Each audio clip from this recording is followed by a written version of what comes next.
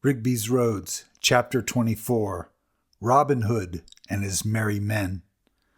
The house was empty except for Patterson and Jack as they waited for the next phone call. Patterson was tapping his foot nervously, and Jack looked at him and asked, "Why?" "Why what?" "Why are you doing this, breaking your own rules, knowing that you can get in trouble with your superiors?" Patterson bit his lower lip and frowned. "Jack, we are already in trouble since we lost the bag for those 2 weeks. Blythe and I will be reassigned to the Louisiana swamps on Monday. Technically, we're on sabbatical between assignments, and this is our way of just giving back a little." The house phone rang. They sprang into action. "Hello?" I-25 South, exit 182, Castle Rock. First gas station on your right. Wait at the phone booth." Scarson hung up, and Jack informed Patterson. "That's about 15 minutes from the Renaissance Festival. We're right on track." Patterson set the plan. "I'll ride up ahead and stop on the side of the road, about 2 miles south of that exit, and wait for you to pass me. Stay calm, and remember, if he shoots you, just fall down and play dead. The vest will protect you, but the bullet will still knock you on your ass. Once the blow wears off, don't move, and don't get back up. We'll get him while he's leaving, away from the crowd. We don't want another shootout. Do you understand?" Patterson went ahead in his car, and Jack jumped on his bike and headed for the highway. His mind was on Bonnie and what terrible things may have happened to her. If Scarson was going to kill him, then Scarson could easily kill Bonnie too. To Jack's horror, it had occurred to him that she could be dead before he even gets there.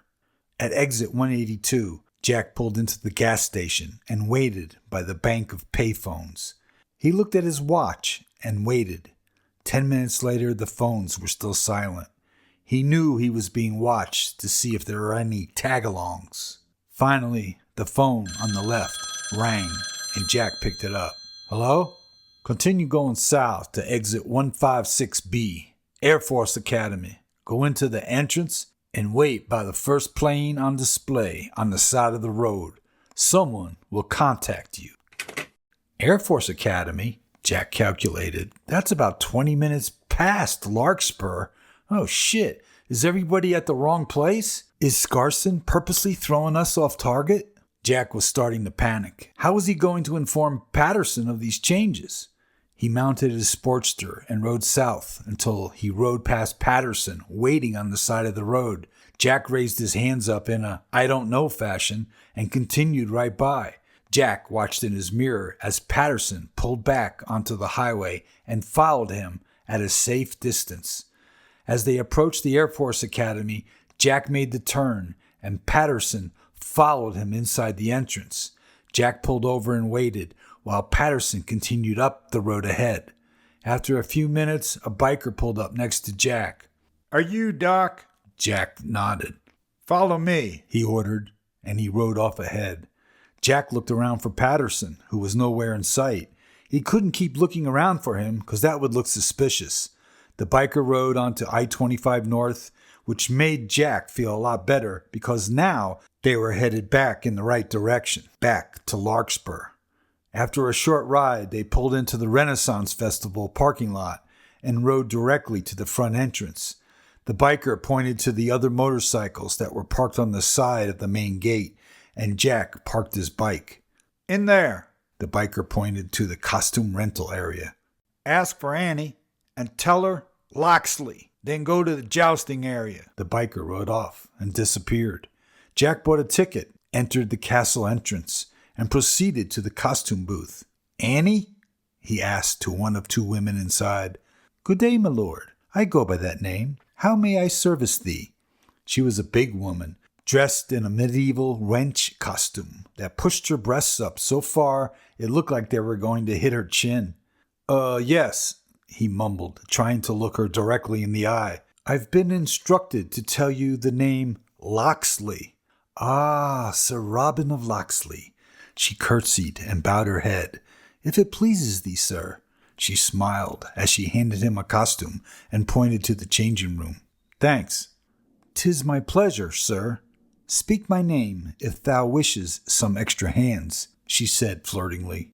He entered the curtained area, a simple 6-by-6-foot booth closed off by a ragged curtain that came down to below his knees. He threw his costume on a small bench and proceeded to strip. Green tights, a pair of moccasins, a ruffled shirt, and a leather vest. He felt ridiculous, and the leather vest did a poor job of hiding his bulletproof vest. He stuck his head out of the curtain. "Excuse me, can I have a larger vest, please? This one's too small." Annie spoke up. "Too small, is it, sir? Can I take a gander at that? Maybe find a way to make it bigger, perchance." Jack half smiled. "A bigger vest, please. Thou wouldst prefer a larger jerkin, then?" "What? Here, my lord," she proclaimed with a grin. "This portly jerkin shall suffice." Jack saw that the bigger brown vest hid his bulletproof vest a lot better. He put his clothes in a bag, and she labeled it with his name. Jack stood in front of the mirror, fidgeting with his new clothes, while Annie playfully tugged at his costume, adjusting it. She handed him a brown, 3-cornered hat with 2 long purple feathers that were more than 2 feet long. "Why does this hat have 2 long feathers, and the other hats only have 1? "Thou art Sir Robin of Locksley. Thou should stand out in a crowd," she offered. Jack knew exactly what she meant. They wanted him to be easily identified by Scarson. Suddenly, he was surprised as Patterson entered the booth, and all eyes turned to him. Jack caught his attention and nervously shook his head, signaling to Patterson that no one there could be trusted. The older woman approached Peterson. "Good day, my lord. How may I please thee?" Patterson was bemused, not knowing what to say. "I'm just looking, thanks." "Seeking a wench, fine sir, or is thou simply admiring the melons?" she asked as she leaned forward and took a deep breath. Patterson turned red with embarrassment. "No, I didn't know this was a costume place." "Thou art a great and mighty Clumperton," she declared, as the other woman giggled. "Allow me to choose a worthy attire, my lord." She handed Patterson a pile of clothes and pointed to the open curtain. "May it please you, my lord."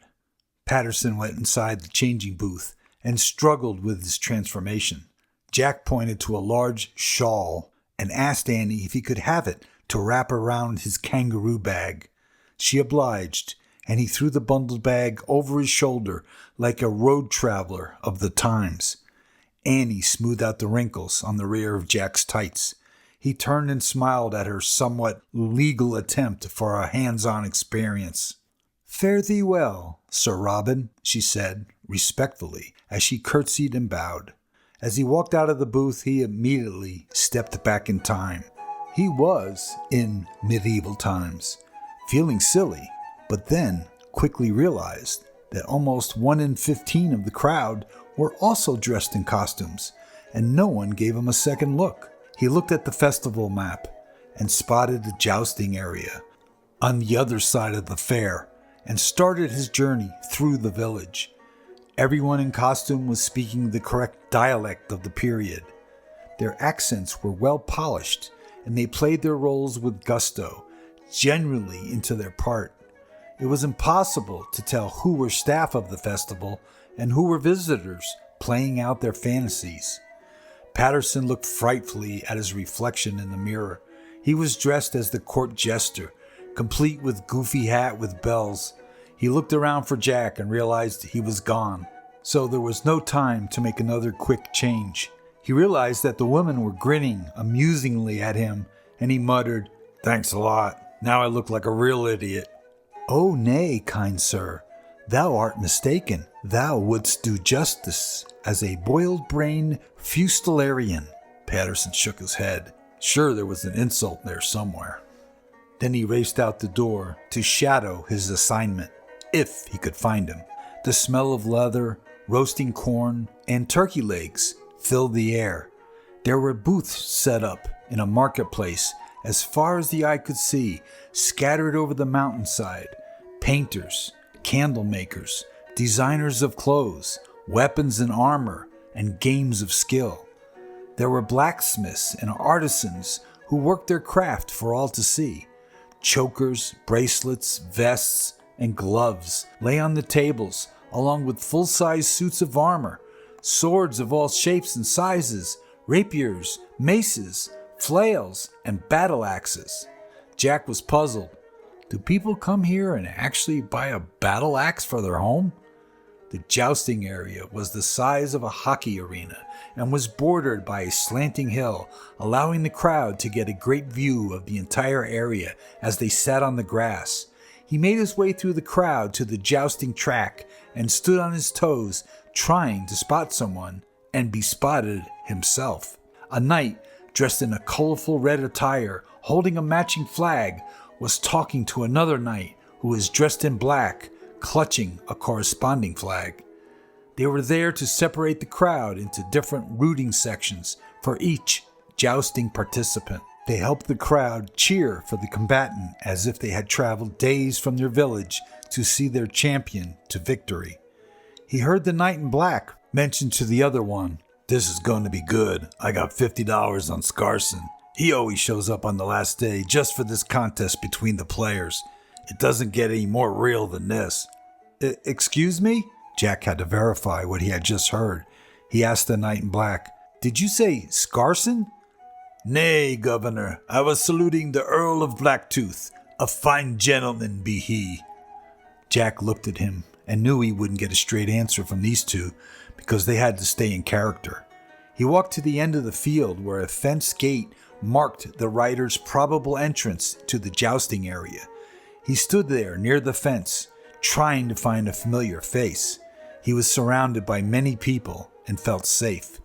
The sound of the long medieval horns announced the start of the games.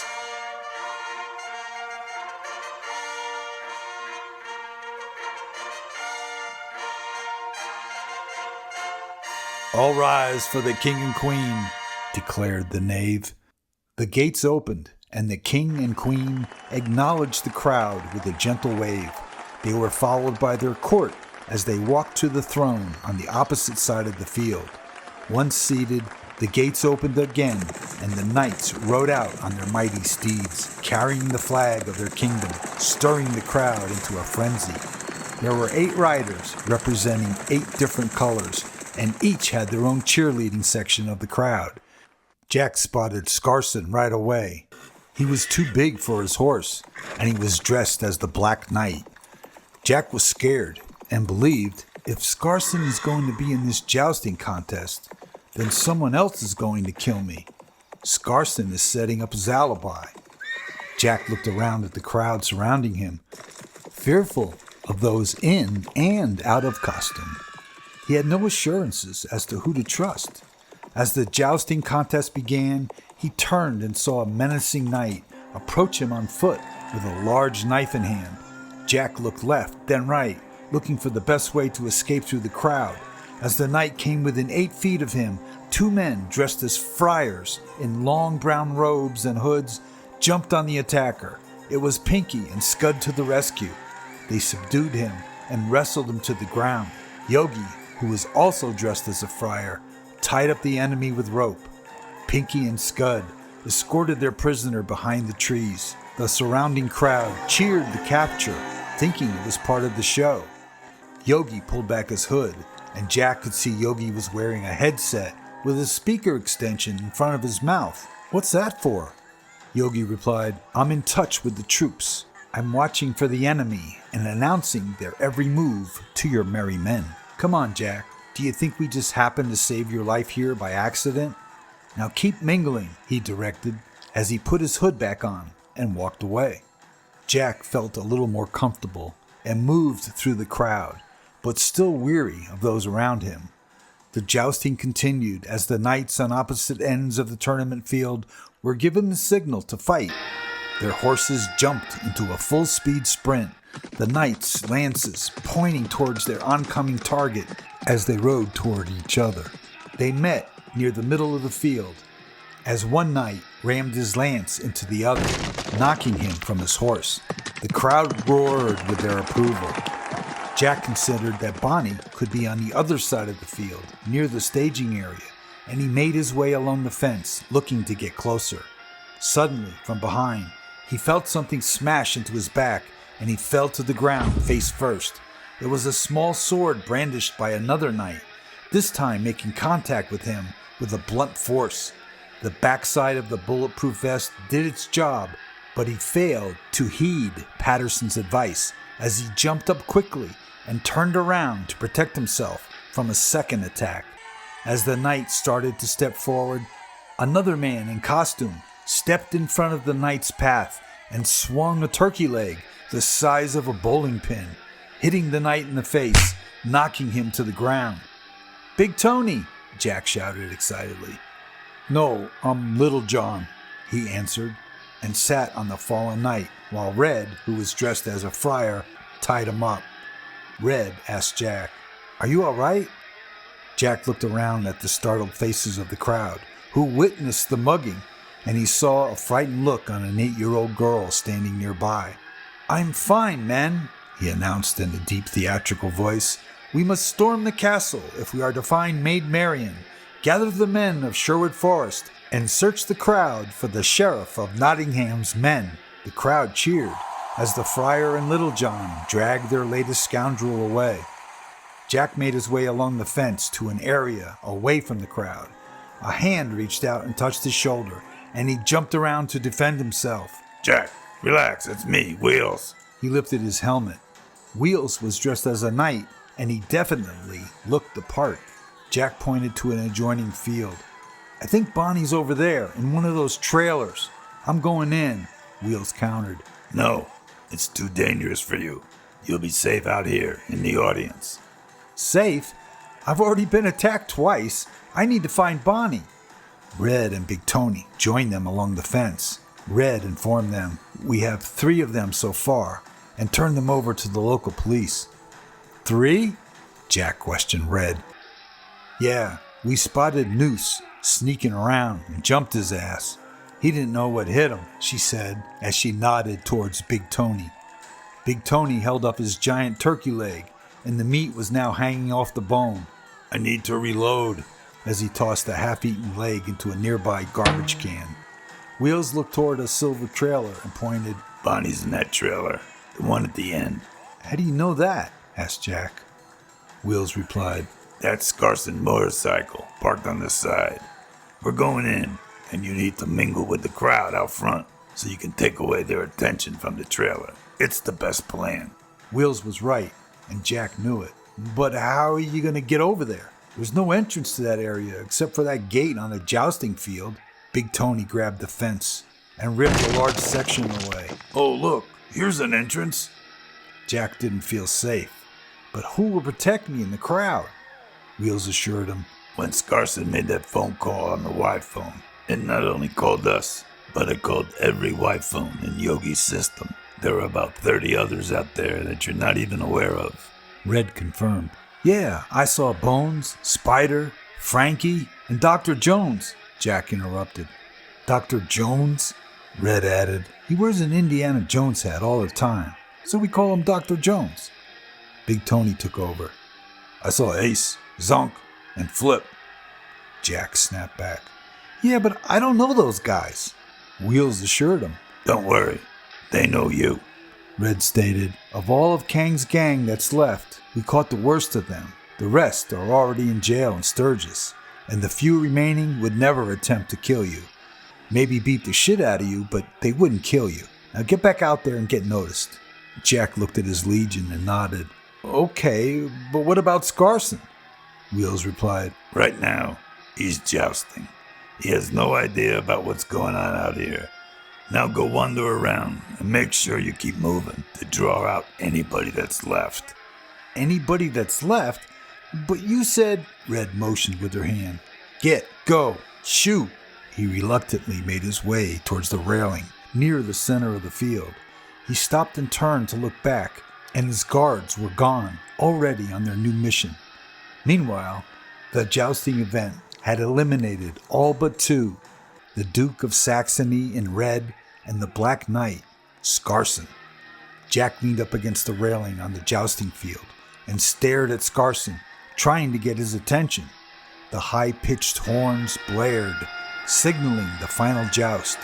Jack removed the scarf from the bag and placed it on the railing, with the kangaroo side facing out towards Scarson. As the announcer proclaimed this was the final match of the season, the cheerleading guards waved their respective flags one at a time, encouraging the crowd for support. The crowd voiced their approval of the knight of their choice. Strangely enough, the Black Knight had the larger share of the crowd behind him. On the first approach, the two knights hit each other with their lances, with insignificant blows, causing both lances to shatter into many pieces. Since no one fell off, that run was a tie, and they would line up for a second run. Scarson turned his horse and chose a new lance. The bag on the railing caught his eye.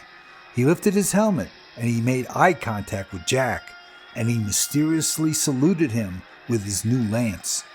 Jack heard the sound of approaching bells and quickly turned around, expecting to be attacked again, but it was Patterson in his jester outfit. Jack was now well guarded by a semicircle of friars who made up his band of merry men. The riders lined up and made a second run at each other. This time, Scarson hit the Duke in full stride, knocking him off his steed. The crowd cheered as Scarson pulled back on the reins, and his horse stood on its hind legs, waving its front legs in the air. As the horse made a slight turn while prancing, Scarson looked at the end of the field, where he saw Wheels, Red, and Big Tony escorting Bonnie out of the trailer. He scanned the crowd looking for his gang, wondering why nobody followed through on their plan to hit Jack. He saw two of his men being escorted away in the back of the crowd, and he knew that they had been captured. Jack's attention was now on Bonnie, who was struggling to support herself and was being escorted by Red and Big Tony. He feared that she had been abused, and his anger hit a new peak. He stood up on the railing and pointed at Scarson. The fallen Duke approached Scarson and challenged him to a battle of swords on foot, as was the customary conclusion to the daily show. But Scarson rode towards the Duke and kicked him with his foot, knocking him to the ground. Then he rode straight to Jack and pointed his finger at him. "I want you, Robin Hood." Jack yelled back, "Bring it on, Jeffrey," mentioning his real name and letting him know that he knew more about him than he could imagine. The crowd cheered at this impromptu challenge, and Jack jumped from the railing to the ground on the field. As he walked towards the far end, he mumbled, "What the hell am I doing?" The announcer tried to put the scene in perspective to the crowd. "Ladies and gentlemen, lords and wenches, it looks like Sir Robin of Locksley has challenged the Black Knight to a joust. Let's give him a round of applause." He was met at the end of the field by a group of men who assisted the riders. "Who the fuck are you? And do you have any idea what you're doing?" Jack assured them arrogantly, "I've done this before. Where's my armor?"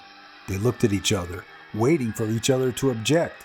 Then they shrugged their shoulders. "Sure thing, Robin. It's your ass." They suited him up, while Scarson walked his horse along the fence, surveying the crowd for his cohorts. He did not spot any familiar faces.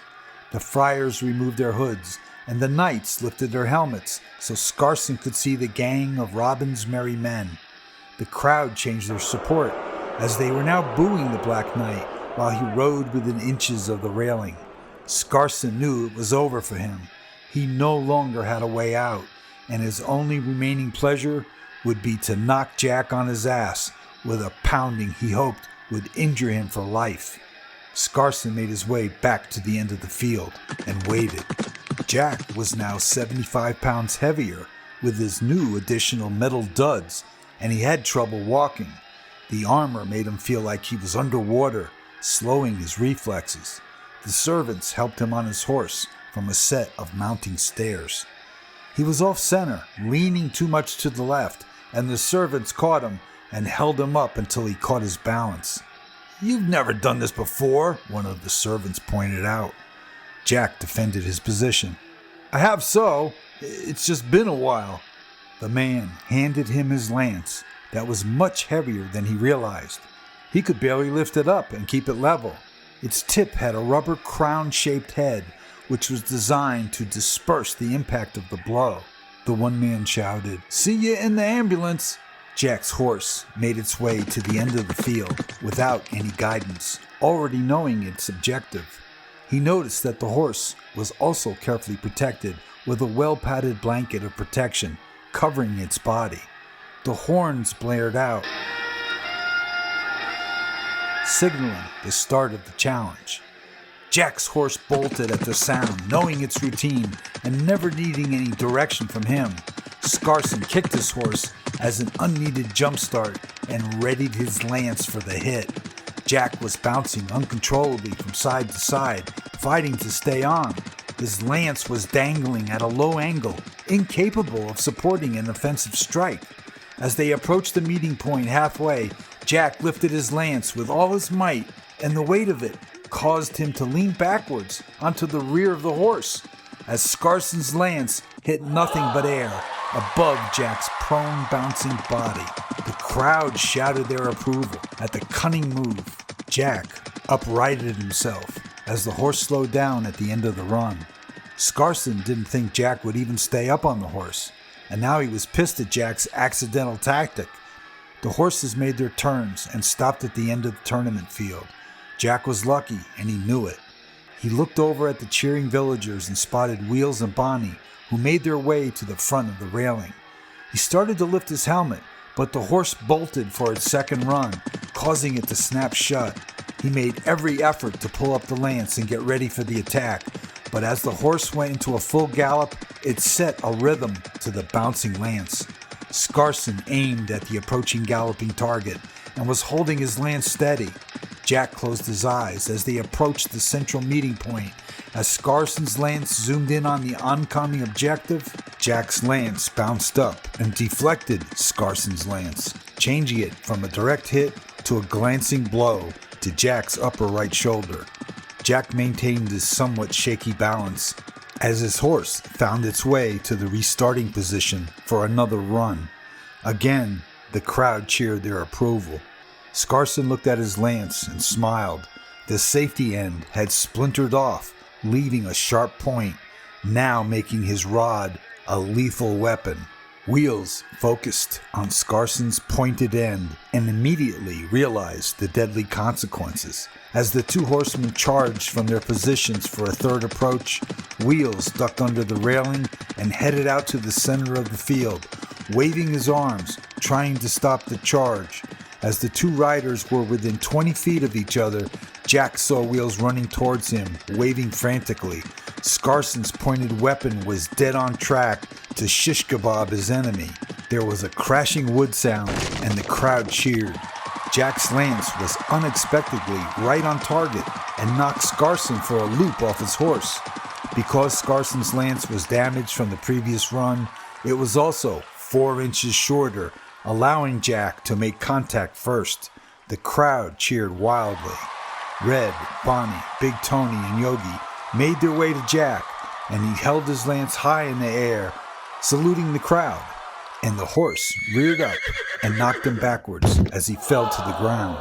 Jack was dazed, but sat up slowly, and he lifted his helmet, and he saw Bonnie's face, beaten and swollen. "Bonnie!" he shouted as he stumbled to his feet. His helmet snapped shut. He pulled it off and threw it to the ground. Bonnie and Jack threw their arms around each other and hugged, then kissed. The crowd cheered the happy ending. 2 policemen handcuffed Scarson and escorted him away. Wheels was impressed. "Well, Jack, that was quite a brave thing you just did. What made you do it?" They all looked at Jack as he puffed out his chest, poised his head in the air, and declared, "Well, I wanted to scratch something off my list of 50, and since I'm not at the Great Wall of China today, I decided to participate in a medieval joust to the death, number 48 on my list." End chapter 24.